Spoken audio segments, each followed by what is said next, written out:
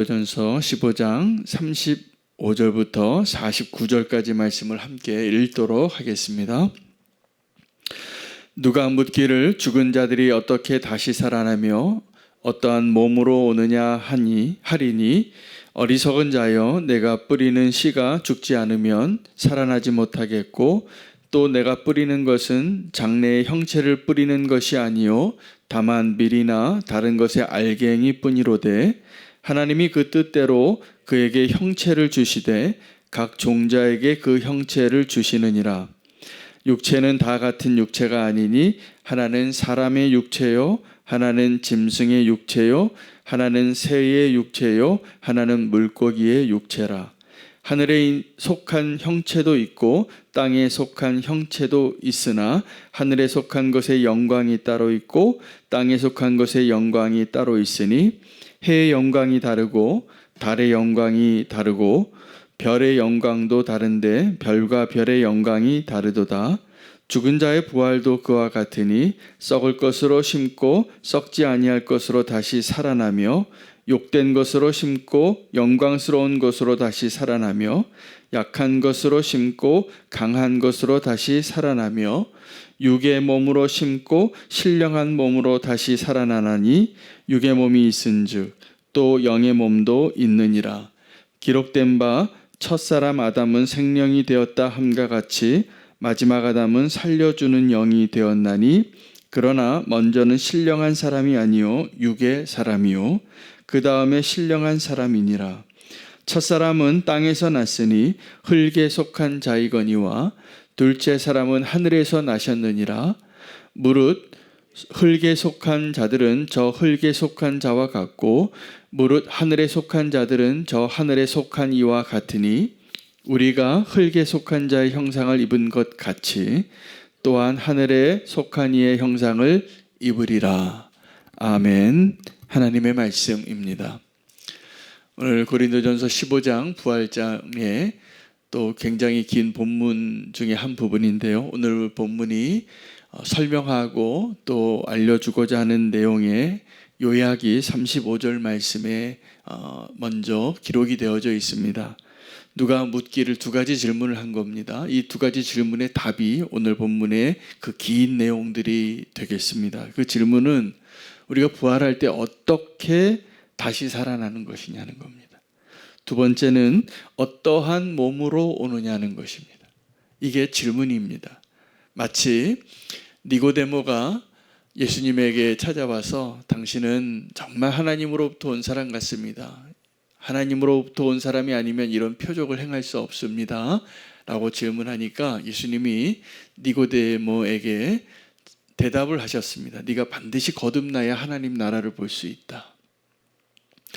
여러분, 오늘 그 니고데모와 예수님과의 만남과 그 대화가 오늘 고린도전서 15장에 바울이 고린도 교회 성도들에게 부활이 이러한 것이다 라고 설명하는 것과 아주 공통점이 많이 있습니다. 하나는 거듭남이고 하나는 부활입니다. 그 니고데모가 그때 당시에 예수님의 설명을 잘 이해하지 못했습니다. 그 증거가 그 다음 질문에서 그가 얼마나 영적인 일에 무지했는가를 보여주거든요. 네가 거듭나야 하겠다 라고 말하니까 거듭남을 이해하지 못했습니다. 영적인 것을 이해하지 못하는 사람의 질문이 이와 같습니다. 그가 뭐라고 얘기했냐면 내가 다시 어머니 뱃속에 들어가야 됩니까? 그렇게 질문을 한 겁니다. 모르고 있다라는 것이죠. 예수님은 니고데모에게 물과 성령으로 거듭나야 한다. 이게 거듭남이다. 그리고 우리가 잘 알고 있는 이 복음이 선포되어진 겁니다. 이 니고데모와의 대화에서 하나님께서 이 세상을 이처럼 사랑하사 독생자를 주셨으니 누구든지 저를 믿는 자를 멸망치 않고 영생을 얻게 하려 하심이니라. 이 비밀이 이 니고데모의 질문에서 니고데모가 이 거듭남에 대해서 이해하지 못하는 그 어리석은 질문에서 복음을 설명해 주신 것처럼 바울도 고린도 교회 성도들에게 이 육체 가운데 있는 연약한 공동체였죠. 고린도 교회가. 그러나 이 고린도 공동체에게 부활의 소망으로 교회가 어떻게 완성되어지고 질 수 있는가에 대한 설명을 하는 것입니다. 그러므로 오늘도 저와 여러분에게도 동일한 그 메시지가 필요합니다. 거듭남과 부활에 대한 우리의 믿음과 이해가 오늘 다시 한번 분명해지고 견고해지기를 축복합니다. 그것이 오늘 우리가 삶의 모든 문제들 가운데 분주하게 또 살아가지만 그 문제 해결을 얻을 수 있는 비결이 지금 이 땅에서 있는 것에 있지 않다라는 것을 알라는 것이죠. 세상에서 이런 말이 있습니다. 개구리가 올챙이적 시절을 생각 못한다고.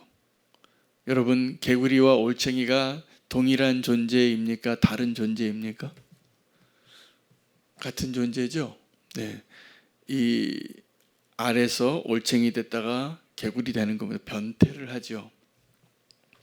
근데 그 자연 현상을 보면서 하나님이 창조하시는 그 창조의 섭리 가운데 일부분을 우리가 관찰하면서 우리 인생을 이야기하는 거예요. 사람들에게 이렇게 속담이 나온 거죠. 지혜가 나오는 거죠. 너 동일한 존재인데 이전에 네가 정말 올챙이 같은 시절을 기억하지 못하는구나. 이런 속담이 나온 겁니다. 동일한 사람이 이렇게 나중에 더 잘 됐을 때, 이전에 어려웠을 때, 연약했을 때, 미약했을 때 생각을 하지 못하니까 그것을 깨달으라는 속담이죠. 근데 오늘 바울은 이 올챙이들에게 이야기하는 겁니다. 네가 이제 개구리가 될 것이라고. 이게 지금 우리가 이해해야 할 복음의 이해입니다. 그러면 이 복음의 이해에 대해서, 이 부활에 대해서 설명하는데 이 두 가지 질문에 대답하고 있는 거예요. 어떻게 부활하고 어떤 몸으로 부활할 것인가. 어떻게 부활하고에 대한 질문은 아주 쉽게 설명이 됩니다. 한 알의 씨앗이 죽어야 새로운 생명을 시작하는 일들이 가능하다. 그러므로 부활의 이 첫 번째 질문, 부활의 이 질문의 첫 번째 해답은 뭐냐? 어떻게 부활합니까? 죽어야 합니다. 이게 대답이에요. 그래서 한 알의 씨앗이 죽어야 어떠한 새로운 생명체로 시작이 되어지는데 그 씨앗이 땅에 떨어지고 묻지요. 근데 그 씨앗이 죽지 않으면 그냥 그대로 씨앗 하나로 남아있지만 그 씨앗이 죽으면 씨앗 안에 숨겨진 하나님의 창조의 DNA가 그 안에 개체마다 육체마다 오늘 그것을 설명하는 모든 다른 육체의 씨앗이 열매 맺고 드러나게 된다는 것입니다. 자, 이제 그 형체죠. 여기서 우리 한국말 성경에 형체라고 되어 있는 단어는 영어 성경으로 다 body입니다. 몸입니다. 어떤 형체를 37절부터 첫 번째 대답은 36절에 있습니다. 어리석은 자여 내가 뿌리는 씨가 죽지 않으면 살아나지 못하겠고. 그러므로 그 씨는 반드시 죽어야 새로운 육체를 얻는 부활의 그 문이 열리게 되어지는 것이라는 설명입니다. 그 육체를 네 가지 종류의 육체로 설명합니다. 사람의 육체가 있고 짐승의 육체가 있고 새의 육체가 있고 물고기의 육체가 있다. 다 다르다는 것이죠. 그리고 더 나아가서 하늘에 속한 형체도 육체도 있고 땅에 속한 육체도 있다라고 이야기하면서 두 번째로 영광을 이야기합니다. 육체와 함께 형체와 함께 그 영광은 더 다양한 영광을 더 확대되어지는 하나님의 창조의 세계의 비밀을 여는 것과 같습니다. 그래서 그 영광이요, 해의 영광이 다르고 달의 영광이 다르고 별의 영광이 다릅니다. 별과 별의 영광이 다르고 그 영광이 다 다를 것인데 이 영광은 왜 영광이라는 단어를 썼냐 하면 썩을 것과 썩지 않을 것을 비유하는 것입니다. 여러분, 이 썩을 것의 영광도 있고 썩지 않을 영원한 영광도 있는데 어떤 영광이 더 큽니까? 영원한 영광이 더 큰 것입니다. 그러므로 우리가 이 땅에서 살면서 잠시 있다 사라질 것에 대하여 연연해하지 말고 영원한 영광을 소망하는 자로 살라는 것이지요. 몸을 44절에 보면 그 42절부터 43절의 세 가지 방식으로 이 어떻게 다시 살아나는가를 설명하는 내용인데요. 욕된 것으로 심고 썩을 것으로 심고 썩지 아니할 것으로 다시 삽니다. 욕된 것으로 심고 영광스러운 것으로 다시 사는 것입니다. 약한 것으로 심고 강한 것으로 다시 사는 것입니다. 이 부활의 축복이 놀라운 것입니다. 그러므로 우리가 지금 우리가 소망으로 이 니고데모와의 대화에서는 거듭남에 대해서 이야기했다면, 예수님이 오늘 바울을 통하여서 우리에게 부활에 대한 진리를 선포하시는데, 오늘 우리의 삶의 마지막이라고 얘기할 수 있는 죽음 이후에 부활의 영광을 우리가 믿음으로 알라는 것이죠. 여러분, 이 거듭남도 그렇고 이 부활에도 그렇고 이 공통성, 연속성과 차별성이 있는 거예요. 우리가 한 존재인데. 그래서 우리가 원래 어디 있었냐면 하늘에서부터 우리가 모태에서 우리의 존재가 세포가 시작되기도 전에 하나님은 우리를 이미 택하시고 부르시고 아셨다는 거예요. 그리고 우리는 죽어서 육체는 흙으로 돌아가고 새로운 육체를 얻어서 영원히 하나님의 나라에서 영원한 삶을 살게 될 것. 그 가운데 우리는 두 아담의 형상을 담게 되는 것입니다. 이 땅에 살 때 첫 번째 아담이죠. 아담입니다. 이 아담은 창조자가 아니라 피조물입니다. 그런데 창조자의 형상을, 모양을 담았습니다. 하나님이. 그게 우리예요. 육체예요. 근데 두 번째 아담이 있습니다. 순서상. 첫째 아담이 있고 둘째 아담이 있는데 그 예수 그리스도예요. 그 둘째 아담으로 오신 하나님의 형상을 우리는 닮을까요? 안 닮을까요? 그것을 닮는다는 거예요. 그 첫째 아담의 형상을 닮아서 우리는 이 육체를 받게 되었는데, 우리가 거듭나서 그리고 부활해서 성령의 역사로 예수 그리스도를 닮아가는 그 부활의 몸을 지금 우리는 이해할 수 없을 겁니다. 마치 니고데모처럼. 그러나 그게 믿음이 필요합니다. 그 믿음을 이야기하는 거예요. 부활에 대한 믿음. 우리가 너무나 얼마나 소중한 존재인지를 알면 이 땅에서 이 두 아담이죠. 여러분, 두 아담 가운데 첫 번째 아담은 생명이라고 표현했고, 첫 번째 아담은, 두 번째 아담은 살리는 영이라는 거예요. 이것은 주어와 목적어의 차이입니다.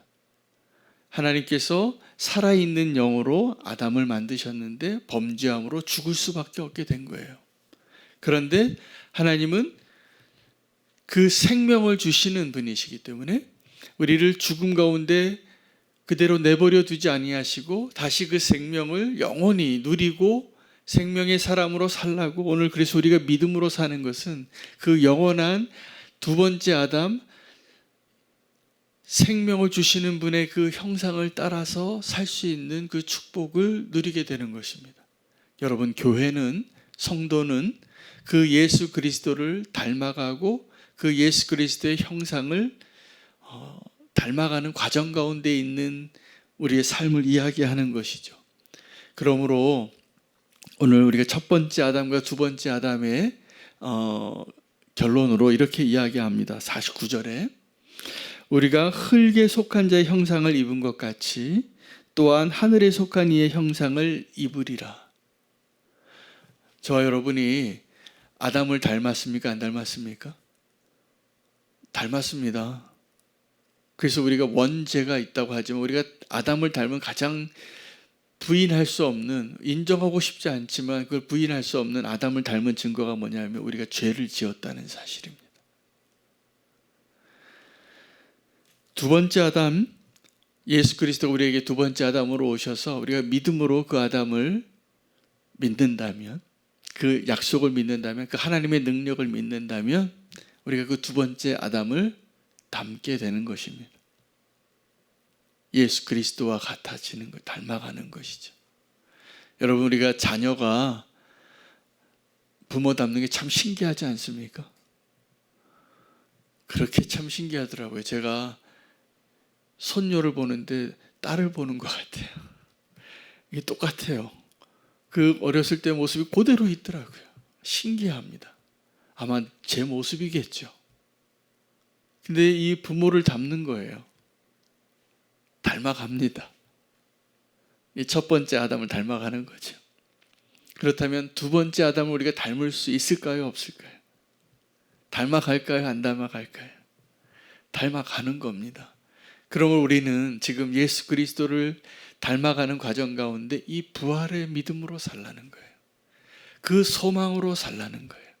썩지 아니할 것으로 심고, 썩을 것으로 심고 썩지 아니할 것으로 거둘 것에 대해서 소망을 가지라는 거예요. 약한 것으로 심고 강한 것으로. 다시 한번 우리가 이 부활의 소망으로 살기를 원합니다. 그리고 그 일을 이루시는 하나님께서 지금도 일하고 계시는데 니고데모와 같이 다시 내가 모태 속으로 들어가야지 거듭납니까? 아닙니다. 성령으로 그렇게 되는 것입니다. 오늘도 우리가 부활 소망으로 사는 게 무엇으로 가능할까요? 성령으로 가능합니다. 그 성령의 인도하심 가운데 오늘 우리가 부활 신앙으로 오늘을 살 수 있는 그 은혜 가운데 들어가고 누리고 예수 그리스도를 닮아가는 그 길을 포기하지 마시고 믿음으로 주님을 더 우리 마음에 품고 주님과 함께 거하고 함께 닮아갈 수 있는 저와 여러분 되시기를 축복합니다. 부활 소망